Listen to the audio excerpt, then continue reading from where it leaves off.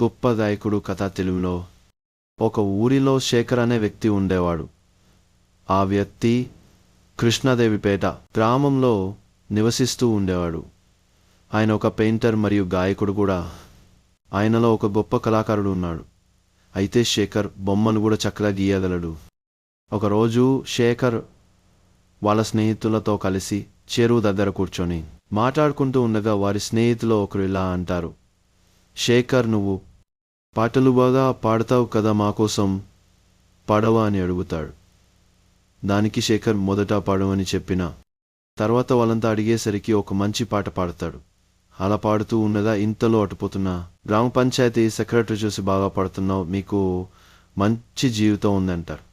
అప్పుడు శేఖర్లా అంటారు, మీ మాటకు కృతజ్ఞని అని చెప్పగా అప్పుడు పంచాయతీ సెక్రటరీ, రేపు వైజాగ్లో ఒక గాయకుల పోటీ జరుగుతుంది, అక్కడకు నేను తీసుకెళ్తాను రాని శేఖర్ను తీసుకెళ్తారు. అక్కడ వెళ్ళి పాట పాడగా అక్కడ అందరూ మెచ్చుకొని మొదటి బహుమతి శేఖర్కి ఇస్తారు.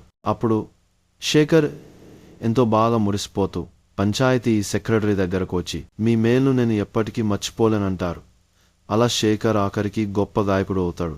అప్పుడు శేఖర్ ఇలా అనుకుంటాడు, జీవితంలో ప్రయత్నిస్తే సాధించలేనిదంటూ ఏది ఉండదో అని తెలుసుకుంటాడు.